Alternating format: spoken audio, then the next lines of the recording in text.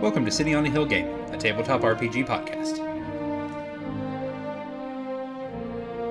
Okay, welcome back to City on a Hill Gaming. We are a tabletop RPG podcast. We play something I loosely call 5th edition. It's close enough. I am your game master, Raya. I am joined by 3 of my 4 regular players. We have Jonathan. Hey. Jenna. Hey. And Daniel. Hello. And we have 2 very special guests joining us this week in place of Mr. William, as he is on vacation. And just to confuse everyone, one of them's name is very similar to Jenna's, and I will probably get it wrong at some point, and I apologize now. So from the Saving the Game podcast, we have Jenny and Peter. Hello, hello. Hello. Yay! Woohoo! Yay! All This right. is very exciting. This is my first actual play. Same Very here. exciting. Awesome. Okay, sweet. Now I don't feel any pressure. It's fine. Everything's fine. All right. Don't ruin this believe for me, everybody. The pressure is being felt by me more than you. Yeah, okay, fair enough. The first time I've ever roleplayed and had it recorded. Now I feel more pressure. Pressure. Perfect. Okay, yeah, this is going to be fun. I'm excited. All right, actually, I want to start with you. So you guys are from the Saving the Game podcast. Explain to our lovely audience that is not mostly made up of already your listeners what the Saving the Game podcast is. Peter, do you want to take this or should I? I've been saying this a lot Sure. recently. Since I'm one of the founding hosts, I'll take it. Yeah, you. Saving the Game is, as far as we can tell, the first long-running, explicitly Christian RPG podcast. We started out dealing with kind of issues of whether or not Christians should be playing these games, and then branched out very quickly into using what Grant and I have called para-Christian mythology. So, Dante, Milton, that sort of thing, Lewis even, in games. We did like the Virtues and Vices series, and we have then branched from there into general use of gaming for good, be that, therapy or just fellowship and friendship or that sort of thing, and storytelling technique and whatnot. So we're all over the map over the about 6 years that we've been running, and it's fun to be here and actually doing the proper gaming itself on air instead of just having a meta conversation about it. Yeah. I will put all sorts of links in the description for where you can find these lovely people. Okay. Thank you. What is it? stgcast.com? Org. Org. Thank you. See, that's perfect, because I'd have had that wrong. And they are... That's okay. I did too for the first year or so that I did this. It made it very confusing whenever I wanted to edit something. For like the first 6 episodes of this, I had our Twitter wrong, No. and I didn't realize it. No. Podcaster problems. We are not City on a Hill Gaming on Twitter. We are City on a Hill Game, and I don't know why. Okay, so actually, where I found you guys was I went looking for Christian gaming content, and you guys were the first thing I found, and I have been listening to not quite all of the episodes, but I'm a good way through it. You guys have a lot of episodes over your 6 years. Yeah. And there's a lot of really interesting ones. I particularly like the ones with Derek White. Yeah. Oh yeah, He- he's fantastic. Derek He is amuses such the a crap out of me. fantastic dude. He's fantastic. I believe he is the geek preacher.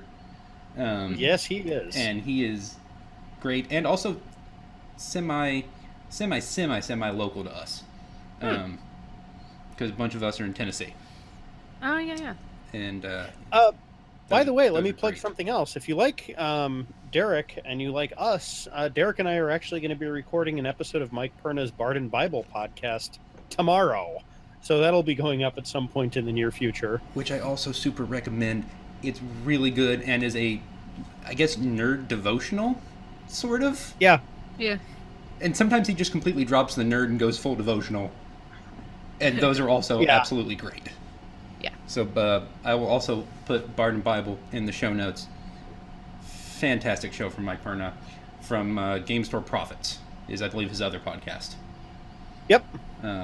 Both of those are very good nerd and also Christian things. There's more of that out there than I realized. And that makes me happy.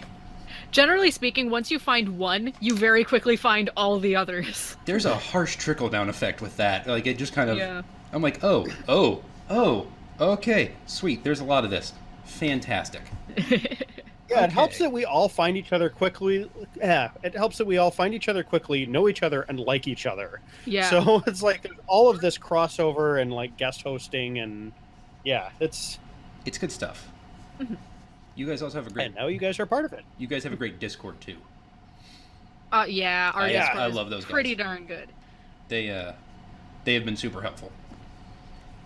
Okay. Yeah, it's a good crew there. Let's hop into the stabbing, and I promise it's not goblins this time. It's almost always goblins. It's actually not going to be goblins this time. Spoiler alert. There are actual no goblins in this session. What? All right. It's probably slightly disappointing, actually. It's kind I of become mean- a theme. I mean, I did get to use my Merfolk dagger once, so You might get to use it a second time, so that'll be exciting. hooray! So when we last left our grand party of adventurers, they had arrived in the city of Keon to visit the king and tell him they had dealt with the gentleman who was trying to overthrow him, Baron Telix, and they actually brought him Telix as a prisoner. They did an excellent job there. And as they were about to leave the palace, having talked to the king, the city of Keon was attacked by the merfolk from the kingdom of Mayendal. And the city is now under siege, and they are attempting to escape the city with the king and take him to somewhere safer. I believe when you guys, the last thing I think you guys did was you fought a couple of merfolk, and then were making your way out a side exit of the palace and into the street. So we're going to pick up there. You guys come out into the street, the three of you and Griot and His Majesty, as you can see here on the map. Yeah, Okay. Large. he's large. Oh, And now geez. he's small again. Okay. And you guys are heading down the street. You can kind of hear the sounds of fighting all around you. The king's men are fighting the merfolk. The merfolk are generally terrorizing the countryside around them. And you guys are kind of headed down a street, and you can see at the end it turns sort of both directions. You can either turn left or right, but it stops at the end. You guys are coming up to this corner here at the end, and go ahead and make me perception checks, because you're starting to hear fighting that is closer to you than what you had previously heard. All right. I think I hear general noises. Yes. And that darn butterfly is back. I Some- know, right? Some sort of weird fish noises. Blub, They're blub. just Ew. Don't ask why that's there. It's fine. Okay, Liesel. Yes. We'll go with that. You can tell that no matter which direction you go with the split, there is going to be probably some people looking to not let you go that way. But you can tell sort of off to the right, you hear other things fighting that aren't maybe just fish people. That maybe aren't bad. Let's go with that. That wasn't leading at all, I promise. what a nice railroad I found. I here. know. All right, so let's. Sorry. All right, this way, and then I guide everyone to the right. So you guys come around the corner, and immediately in front of you, you see 4 of the merfolk that you previously faced in the castle. And on the other side of them, you see 2 other people that appear to be on the verge of engaging with said merfolk people. And make me nature checks. Yeah, nature checks. We'll go with that. It's okay. We get all the bad rolls out now. They smell. They smell vaguely like fish to me, which is appealing. That's right as a cat. Perfect. I did not think about that at all. I see a butterfly. It's that stupid butterfly, man. It's a nature check. It's He's a very pretty Been butterfly. in literally every episode of this podcast. So what you see, let's see, Jenna, you actually see something that aren't just the merfolk you fought before. You see large, amphibious, like almost frogs-like creatures. Oh, excellent. that is sort of seem to be with the merfolk. Oh no, what a riveting development. I told you it was going to happen. There it was. Oh. It began. Yep.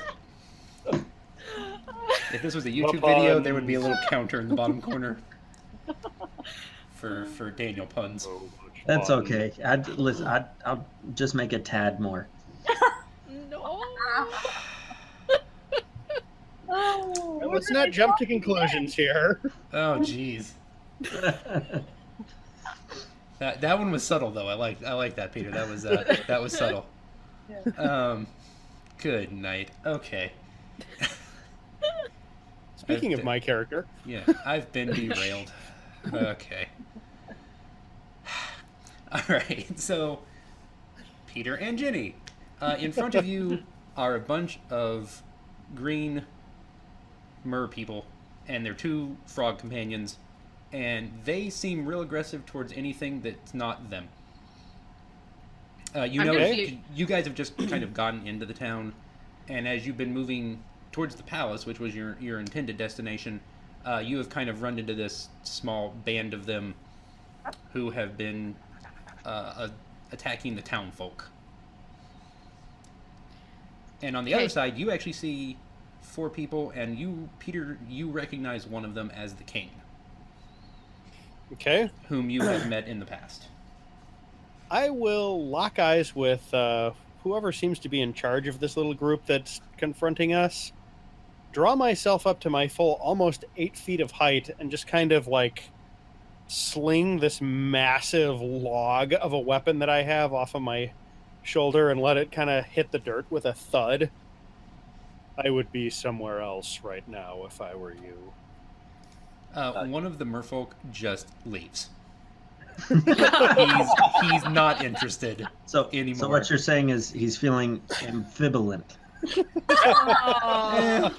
That made me a little sad. It's good. In a good way, but it made me a little sad. The others seem to have more resolve than he does, but they are a little disconcerted that one of their companions is left, and that they now seem to be surrounded when they were previously doing the surrounding. That the tides have turned. Oh, fish joke. Oh, crap. Oh. I did it myself. Oh. That wasn't even intentional. They're just swimming in enemies right now. Yeah, they are. Simply awash in them. Yeah, we'll just sweep over them like a flood. It'll be fine. Just let it cascade over you. I wasn't prepared for Daniel. jokes of this scale. Because we've got a tabaxi, so... Oh, Catskade. Yes, good. Catskade, Oh, yeah. Catskade. Fish and cats Double at the same pun. time. Oh my gosh. And I'm not even going to edit any of it out either, because it's too good. You really shouldn't. No. I shouldn't. Okay, but what we are going to do is we're going to roll some dice. Yes. And Yes. particularly, I'm going to need you guys to make me initiative checks, please. Okay. Okay. Yes! Well then, we know who's going first. I should have made all those puns. Now they're hopping mad. Oh. I'm just going to let it go. It's not good. The first thing merfolk are all coming for Daniel. They're all feeling froggy at this point. Yeah, they so- are. Almost like we're swimming upstream. This has gotten out of hand real quickly. All right. Do I have Extra initiative? punsters. Jenna, is that 1d20 plus 3 your initiative? It is. Okay. They are so angered by your puns that they are going to go first. Oh, no. And then okay. Actually, I think they actually literally all go before you guys. Huh. And okay, perfect. So this first merfolk gentleman here on the left is really not interested in all of that stuff over there next to Peter, because that seemed not good. That your mall is as big as he is. So he thinks his odds will fare better in the opposite direction, and he is going to move very aggressively towards Mr. Magic Beard. Haha. And he is going to try and hit you with his axe. Let's see. Does that beat your AC, sir? Ooh. Oh, Ah. That sounds like a yes. I like that. Well, that's not what I meant to roll, but I'll take it. Add 2 to that, so you take 9, sir. Ah. oh. And then this gentleman, he is going to charge. Oh, if you hold it, it does the. I didn't know I could do that. He's going to charge at. Is it Sorrel, Jenny? Sorrel. Sorrel. Okay. He is going to charge at Sorrel, and attempt to swing at you with his axe as well. That does not. No. It does not hit. Not even a little bit. And then the gentleman on the right, he appears to sort of be in charge. He actually doesn't seem that disconcerted by Peter. And, Desilov, is that it? Yeah, Desilov. He is actually going to move towards Desilov, and he is going to swing his axe at you, sir. Nope, not that one. Oh, well, close enough. That works. Yeah, that'll connect. And he actually has a much larger axe than his compatriots do, as, being in charge and such. You take 9, sir. Petrichor. Yes. One of the frogs hops over to you and lashes out at you with what appear to be much larger claws than you would expect a frog to have. And 20. That does hit. You take 5 damage. Because they do a default amount of damage. Man, DM's dice are on fire. Yeah, it's going real well today, actually. Yeah. There we go. That is a 20 against you, Sir Liesel. Yeah, that definitely hits. You also take 5. Yeah. And now it is... Just merely tired from all the fighting and goblins. Yes, you guys have been worn out by goblins. Petrichor, it is your turn, ma'am. Excellent. Now, question: if I were to move over here, would I then be flanking this guy and get to use my double attack, or? That would be here. Oh, okay. Well, let's move there. But you can kind of swing around him like that. That's fine. Yes. And you will get to. You'll get to sneak attack. And does it hit? 14. No, you miss. No. No. All right. Well, I'm going to take this opportunity to kind of. Well, if I stay here, then would that give Biggs any sort of advantage? Yes, it will. He will. He will have advantage as you two are flanking. Okay, I will stay. Let's haunt him a second time. Oh. Oops. Let's see. Whose turn is it now? Biggs. Perfect timing. Hey. It is your turn, sir, and you may roll with advantage as you are flanking this merfolk gentleman. Cool. Do I add anything for the advantage, or what do I do? You can roll twice. Roll a d20 twice and take the higher number. Yeah, roll your to hit twice, and we'll take whichever one is better. And Yep. I'm assuming you're using your mace. Yes, mace to the face. Mace that man in the face. Alrighty. Oh, excellent. Okay. He takes some damages. Desilov, it is your turn, sir. All right, I'll look at this guy in front of me and give this kind of little bit of a sigh, like, why does it always come to this? And then swing at him with my massive maul. 15 hit. Just shy, sir. Okay. There's this light breeze as this massive thing swings through the air. Sorrel. Yes. I would like to rage, please. Make with the raging.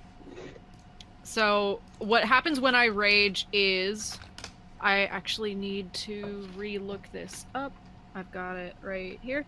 Okay, so that will activate my storm aura. So upon raging, a stormy magic aura emanates from me 10 feet in every direction, not passing through total cover. And so because I've activated this, I get to choose one of the mer people, and I'm gonna choose the one right in front of me that tried to mess with me. And so this effect is activated. I can choose one target creature. Target must make a dexterity saving throw, please. He will do so. What is your DC?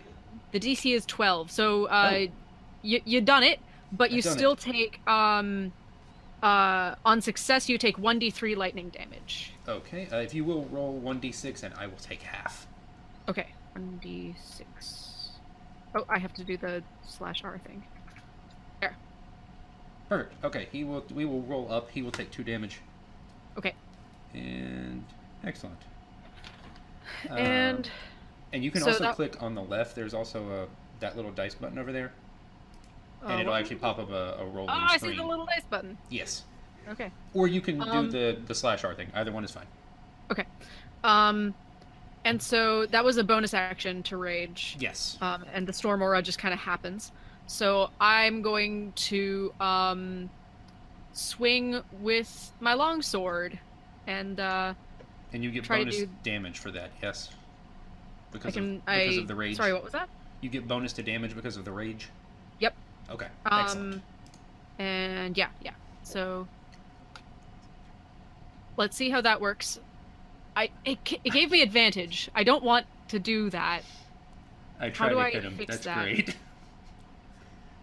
I like your labeling scheme. Yeah, I try to hit him. But generally, yeah, so it accidentally rolled advantage for me, but I don't want that.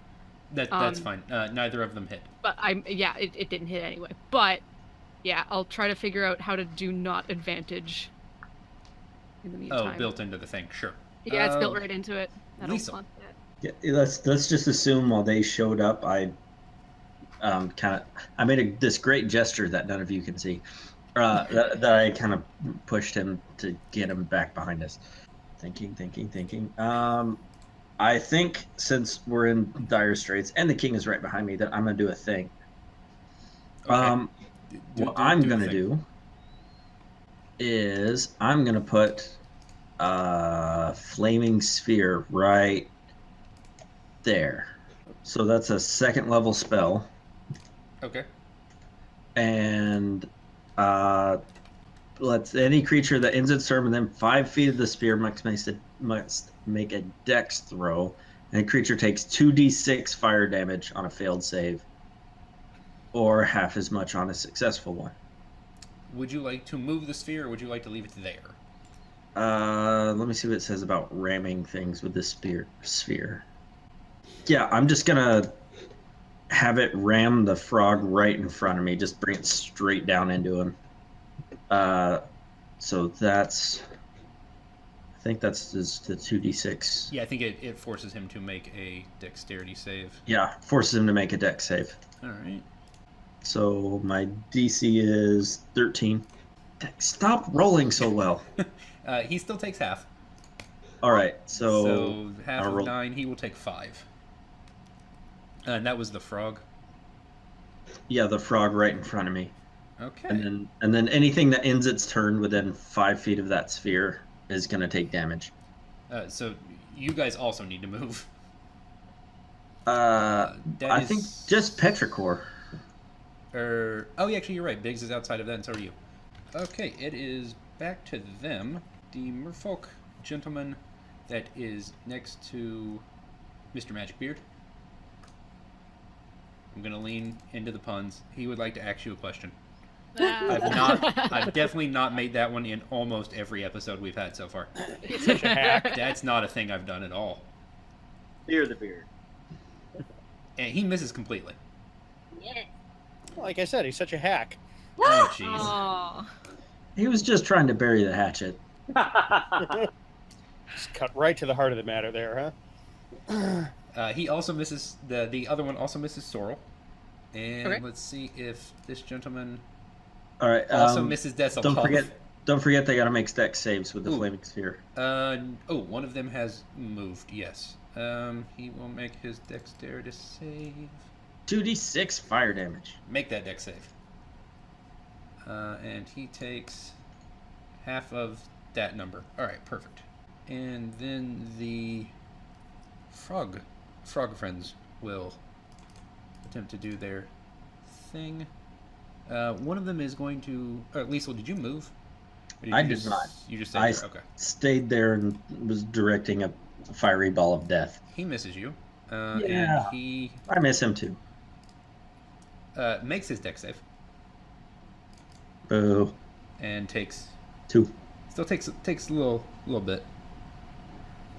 And then his friend will move over here because he misses Petrichor a lot. And wants to come hang out with her. Yeah, I'm game to play. He hits. You take 5, ma'am. And it is your turn.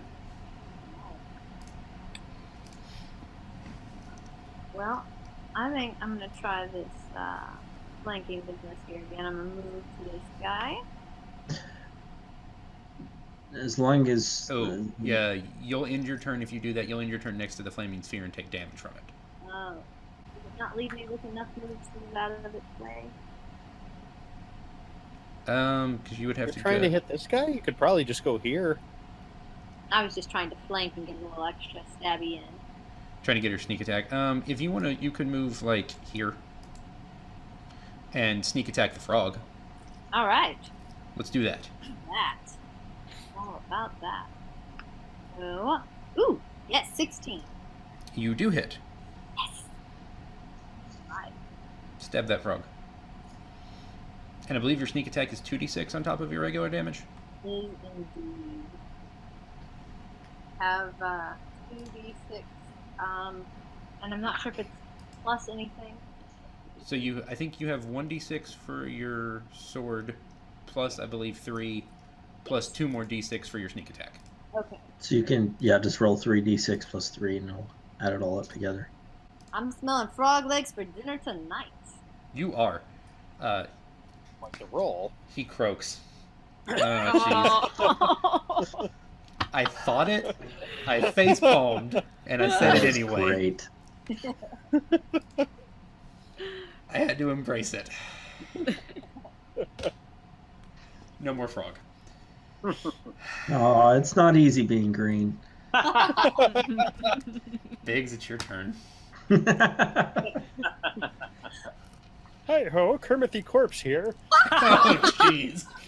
Yay! That may get cut. I am going to use my spiritual weapon. Okay. Make that secondary mace appear. It's almost like dual wielding. Basically. And I just So we'll put a little. So you can determine where it spawns, and I believe you have a bonus action to let it attack on your turn. Yeah. So I can basically, it looks like I can the 1d8 plus 5, and then I can have a bonus where the weapon can move up to 20 feet and repeat an attack against a creature 5 feet from it. Yes. Let me. I haven't looked at that in a while. Yeah, that's interesting. Yeah. So do I still do the 20 first? Yes. Go ahead and roll to hit. So that's the D8 plus your. Oh dear. That didn't sound. I'm not looking at it, but that didn't sound good. Nope.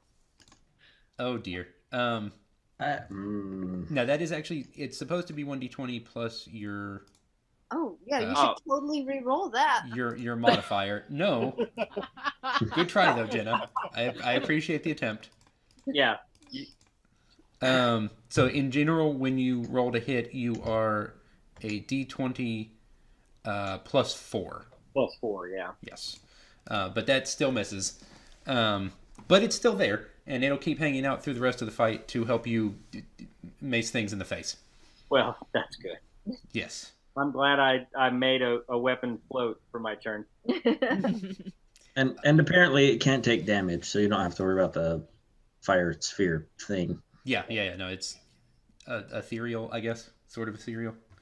For more from my beard. Why couldn't your spiritual weapon be just a giant beard? It could be. It could act as a net. What kind of damage does a beard do? Intimidates. That's what it does. Huh. There's There's actually your a turn. monster that attacks with a beard. Wait, what? Yeah, Barbazoo. Stay tuned for our next episode. Wow, that's like Medusa Might from not- the Inhumans, but with a beard. Yeah. All right, anyway. Desalov, your turn, sir. Okay, I'm gonna take another swing at this lieutenant or whatever he is in front of me Yes. here.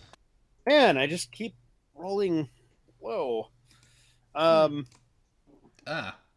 quite. Another like sweeping swing of this massive like branch. I'll just look at him like, please just leave. I'm just trying to scare you away. Would you like to do anything else on your turn, sir? Move, flank, here. move there. Okay, Yeah. excellent. Sorrel. All right. I'm going to try to hit the one in front of me with my longsword again, Okay. and hopefully this time I will not. Oh no, wait. Actually, I had a question. Okay. Are the merfolk wearing metal armor? I don't. Sure. Are you sure about that? Because that would give me advantage. You ask a leading question for a reason, but I'm gonna run right into it. It's fine. All right. So I would, instead of swinging, I would like to shocking grasp the neck of this merfolk person in front of me. Okay. So, I make a melee spell attack against the target. I have an advantage if the target is wearing metal armor. On a hit, the target takes 1d8 lightning, and it can't make reactions until the start of its next turn. Okay, go for it. I don't remember how to make a spell attack melee. So it should be. Is that... You should have a spell save modifier. I mean, maybe not if you're a barbarian. It says Oh yeah, 0. that's kind of weird because barbarians you don't have like a. I don't. I guess It said something. It said something about. You use your spell casting modifier, which in this case would probably be what, your wisdom or your charisma or I something. think it said intelligence for high elf. Okay, Yeah, well I think it's Okay. it's whatever do that, and bonus then- you get from int plus your spell casting level, which would be 0. So int bonus only. So plus I guess that'd be 1d20 plus 1. I guess plus proficiency. I don't think I'm proficient. Yeah, you don't have I'm not proficiency. very proficient. I just know this thing. Yeah, It's normally it's spell casting level plus plus your int or whiz modifier. Okay. But since you don't have a spell casting level because you're a barbarian, it's just +1. Okay. So anyway, I rolled a d20 by accident, but it's really good. Yeah, no, we'll take that. That's and fine. you said they did have metal armor? They do have metal armor. Okay. So if you want to roll again, just to see if you crit, but you do hit either way. I hit. I hit. Even better. Could I borrow one of those rolls next time? There's no banking. So yeah, that's 1d8 lightning damage. Let me Yes. try this. There we go. So that one. Okay. He will. Pow. He kind of and kind of really regrets the armor choice he made. There's a little bit of the blinking skeleton thing. Yeah. Okay. And Liesel, your turn, sir. Oh boy. All right. So I had to do some research because the Flame Sphere is a concentration spell. Oh, okay. I was like, that So seems bad for me. No, it appears that I can cast other spells that don't require concentration while still holding that up, Oh, okay. Go for it. which is good for me because I don't have a dagger of Frogbane. I just have a dagger of Merbane. So, to the frog friend right in front of me, Okay. I'm gonna do Burning Hands. You make jazz hands when you do that? Not typically, although it appears I should probably start because that was not good enough. That was not an 11 is not enough. You needed the jazz hands. I do need the jazz hands, They but would've as a made a bonus difference. action, I'm gonna have the flaming spear ram the frog again. Okay. So Dex save DC 13, I- and I don't even think it matters. He is low enough on the HPs. So the frog zipped away. That misses Sorrel completely. Okay. So the merfolk that's What's- trying to fight Sorrel. What's wrong, merfolk? Are you getting cold feet? Oh. They're warm-blooded. I A don't little know. bit of They're a probably lingering not, but I effect felt from the like electricity there, perhaps. Possibly. I felt like I had to try and defend him a little bit. So he hefts up the axe to take a mighty swing and hits his commander. Yeah. He just... Oh. It was the wrong... I don't know. It didn't quite work. So let's He's see. floundering. Yep, there it is. Oh. There it is. I deserve that. Yes. All right. The lieutenant takes some amount of damage and looks real confused because none of you have axes, and he has a huge axe wound now, and that seems incorrect to him. None of this adds up at all.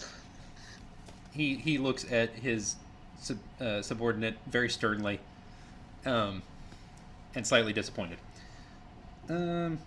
The other okay, Mr. Magic Beard. This gentleman's not a fan of all this stuff that's going around you, and is actually going to try and move away. So you get to make an attack of opportunity. Am I in reach to do that too? You are. You may Sweet. also make an attack of opportunity. Good, So 'cause that's I have this very thirsty dagger. you do. It is. It loves the merfolk blood. Sure does. What is my? I have to find the page with my attack stuff on it. I not- never used that. It's not an oft-used skill for you. Your spells are quite proficient. Yeah, although I'm an elf, I'm proficient in lots of things. That's true. Mr. Magic Beard, roll me that mace damage. Alrighty. Um, Hey. That sound Daniel made may become my ringtone. That was great. Okay, Daniel, you do not hit. Mr. Magic Beard, you do, and he takes some amount of damage. Some undisclosed amount. Sorry, I can't stop laughing from the sound. That's great. All right, we're good. So he's going to move over here. Actually, he's going to move all the way across. And Petrichor, you also get an attack of opportunity. Bam. So you will not get sneak attack or anything. This will just be one of your regular hits. careful, he's a slippery one. We need a sound effects. Still roll to hit, though, Jenna. Ah. Yes. Yeah, that part's important. No, it's not. It's apparently not because she does hit. Okay, well, that's... And Is that he- damage Like I told counted, you it or does she wasn't have to important. re-roll? And I'll let the damage count. It's fine. He looks in terrible shape. But he is going to try and hit you. No, Ah. not even a little bit. Desilov, the gentleman next to you, takes a big swing with his axe, and that was it. He took a big swing with his axe. Went nowhere. That sure was a big swing you It took was- with that axe, dude. Yeah, he did. And that's actually the end of all of their turns because the frogs are gone. Petrichor, it is your turn. You made a new friend. Yay! Let's hurt them. I like that. What would you like to do? Oh, no. No, not even kind of. You like him too much. I do. Well, he smells like dinner, but every now and then you get confused because dinner kind of looks appealing and you're not sure if you should eat it or just stare at it, and that. You're already full, and so it's just kind of there. And yes. Put the soundboard away, Daniel. It's all right. Make sure that's queued up. That's probably going to come in handy later. Was that actually you? That was my assumption. I'm assuming you're the one who did that. It wasn't me. Hand to Cod. His eye. Cod. Something fishy about that statement. Yes, just a little. All right, Mr. Magic Beard, you and your soundboard may attack, as may your spiritual weapon. Alrighty. Please tell me if your spiritual mace hits that you may have a gong sound just queued up on your board. Oh gosh. That would be fantastic. You do not hit, but you now roll for the spiritual weapon. Alrighty. It also misses. Ah. And I'm gonna move. Yeah, you guys are over here now. But you do have him trapped in real nicely. Isn't Biggs flanking now? Oh, actually, yes. Re-roll your attack with advantage, sir. Hey. Roll that a second time. You were correct. Thank you, Daniel. Ugh. Well, you got him pinned in. He's got nowhere to run. Desilov, your turn. All right. If I move here, come on. Why is my pointer not working? Oh, is I'm on the wrong thing? Yeah. If I move here, is that flanking with Sorrel? Yes. Great. Because apparently rolling regularly isn't getting the job done, so I'll roll with advantage this time. No. Okay, then. No, that's good enough. Okay, yeah. I mean, if you want to we'll roll call a it second time to see if you crit, go for it. Sure, why not? Nope. Okay, we'll take the first one. So, since that hits, I am going to expend a spell slot Okay. Oh, jeez. to my Divine Smite ability. Okay.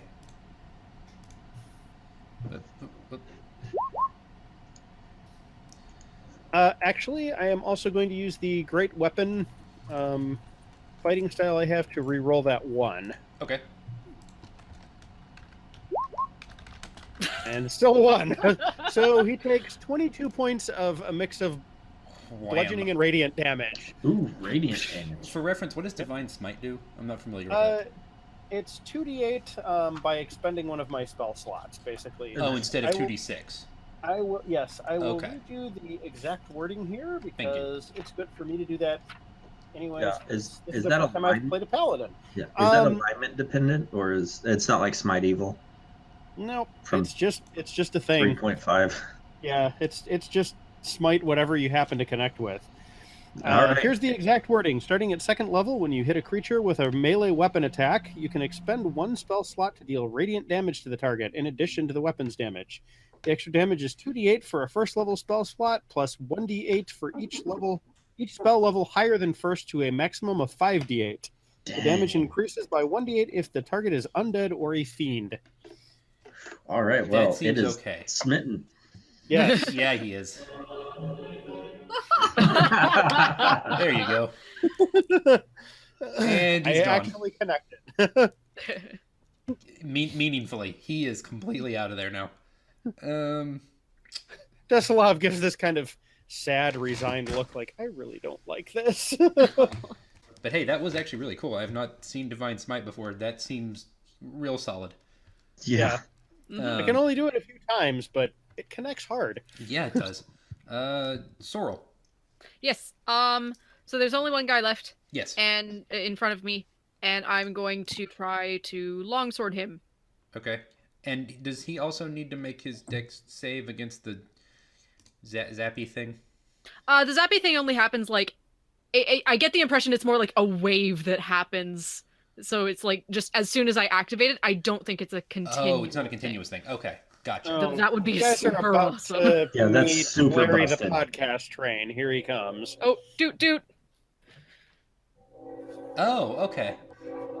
I've heard you guys talk about this. That's cool. Sure. Cool. We'll go with that. Well, I like that you can hear him fade out, kind of as he Yeah. passes. That's interesting. You, Okay. you get a full Doppler effect. Yeah, that was nice. Yeah. That's nice. Okay, go for the longsword, Jenny. Alrighty. Nope. That's Oh, unfortunate. wait, am I still? I would still be raging. No, wait, never mind. That just gives a straight bonus. That's just bonus to damage. 'Kay.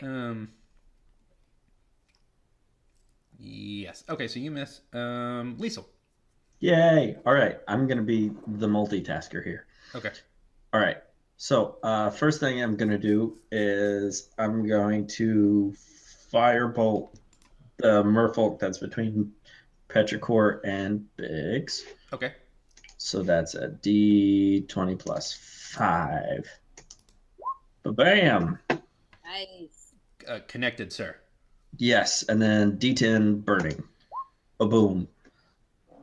Ba-boom, ba-cooked. I don't, that didn't work. Never mind. All right. And He's completely done. good. And then as a bonus action, I'm going to roll this sphere right into that one. I think I got enough room. I think it's 30 feet. So yeah, you're good. Okay, yeah, good. Then I'm just gonna slam him. All right. So he needs Come to make. on and slam. Welcome to the jail, man. You're welcome. I'm gonna go watch Space Jam now. All He makes right. a save, so that's not nothing. Yep. But he takes half of. Okay, that's fine. 2d6. Oh yeah, you got 2. All right, so so rounding up again. Yes. So 2 damage. He takes. Yes. Thank you. That works. And it is his turn and only his turn, and he's a little sad about that. He's gonna move out of the way of the. No, I can't move that. Can you move the sphere up next? Thank you. There we go. I don't know how to raise my old one, but I moved the. Yeah, there's a. Okay. That's I can actually do. There we go. Okay. That's good. He's gonna move next to Sorrel, and he's gonna try real valiantly because this has totally worked out so far. Yeah, I'm sure it's fine. Nope. Not a good day for him and his fish friends. Petrichor. All right. So I have a speed of 30. These squares are 5, right? Yes, Yeah.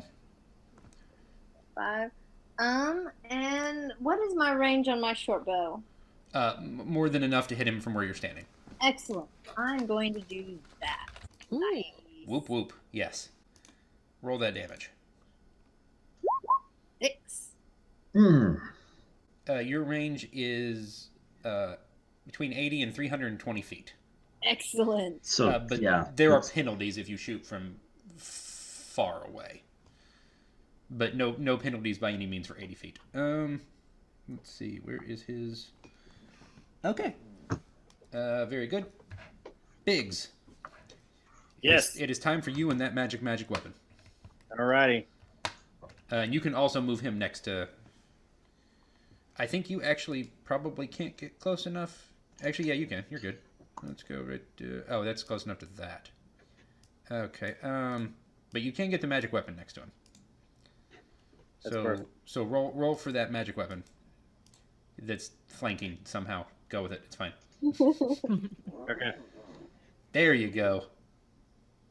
Do that sweet magic weapon, spiritual weapon, radiant damage.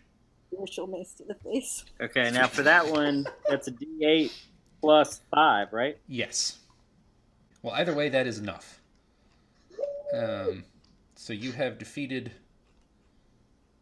all of the merfolk. You have defeated all of the merfolk in this area. Your Highness, it looks like Quick the way. question before we move on. Oh, yeah. Any of these merfolk look like they're still alive and just unconscious? Sure. That last one actually would be very close to still conscious. Okay. I will crouch down and use 1 point of my healing pool from Lay on Hands, Okay. and just kind of whisper to it, "We have spared you. Go in peace," and just kind of give it a gentle shove as he stands up and just like, "Go. I'm showing you mercy. Get out of here." He kind of looks at you, and he hesitates a little because he was not expecting that.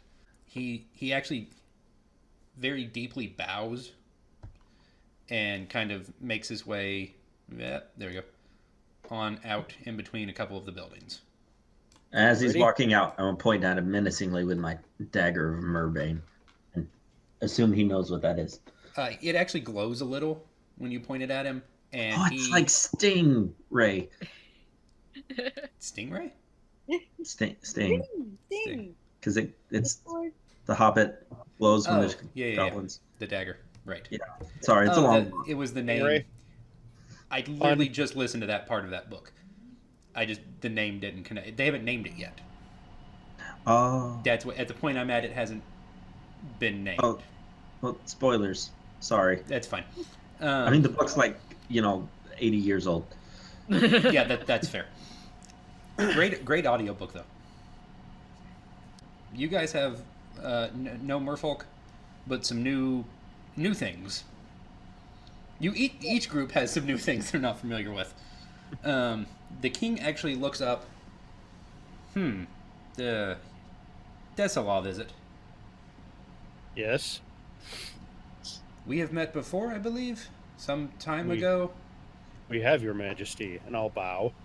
You represent the Furbolg Kingdom to the south, correct? Your memory is excellent as ever, Your Majesty. Thank you for your assistance, you and your companion. I'll gesture at Sorrel. She has been my guard on my entire trip here, and as you can see, she is quite skilled. Very much so. I would welcome you to my fine city, but it is not what I would like it to be. I suggest we keep moving. Very well. Would you be happy to accompany us with the king? I am Liesel. I am a court magi, and these are my companions, Biggs and Petrichor. Well met all.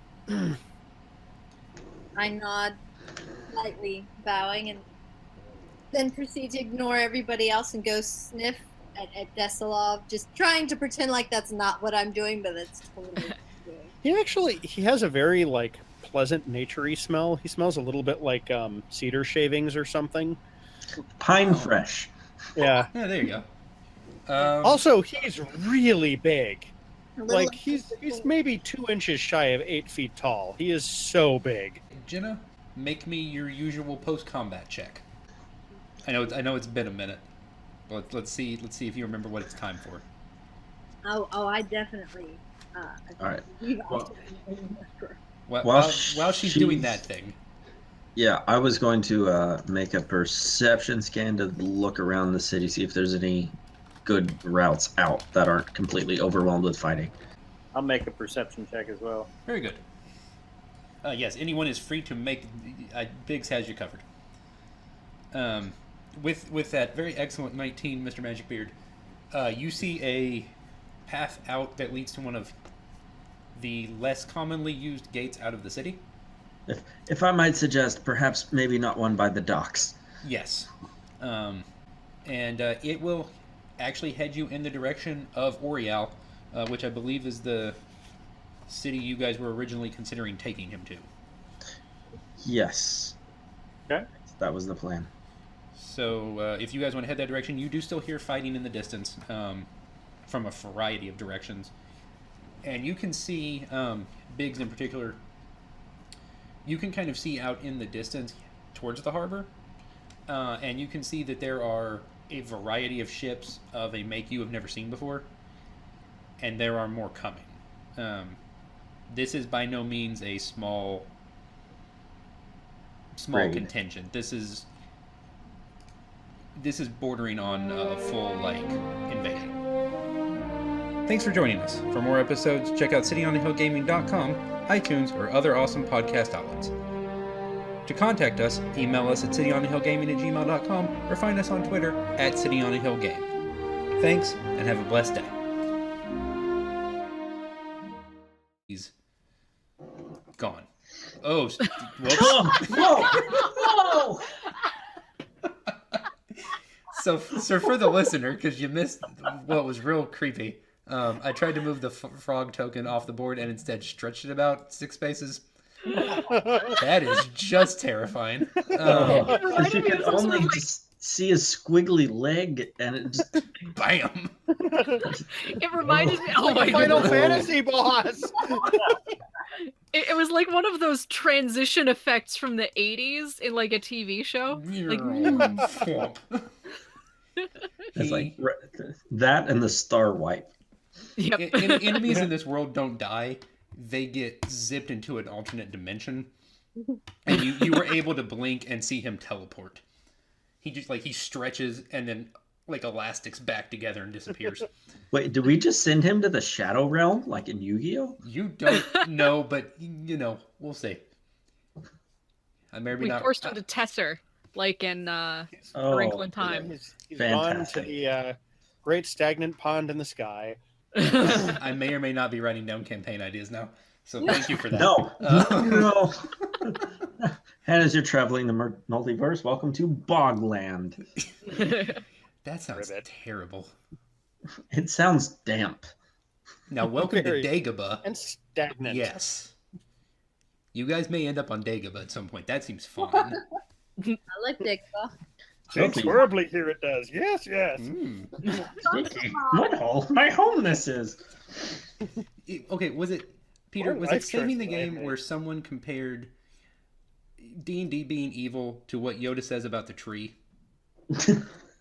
Don't think so. Okay, I was listening to some podcast, and essentially the analogy they were making is that D&D is sort of only evil if you want it to be. It's one of those things that it's about what you bring with you, and that's what Yoda says to Luke when Luke asks what's in the tree. Yoda says only what you bring with you. So what's in the tree is, in his case, is fear of something, and so essentially the analogy is if you bring positive things and positive ideals and morals into a D&D game, then you can have a lot of fun and it be totally fine. It doesn't have to be something you look at as being inappropriate. Yeah. I mean, that sounds like something that we would have said, but 6 years, man. Fair.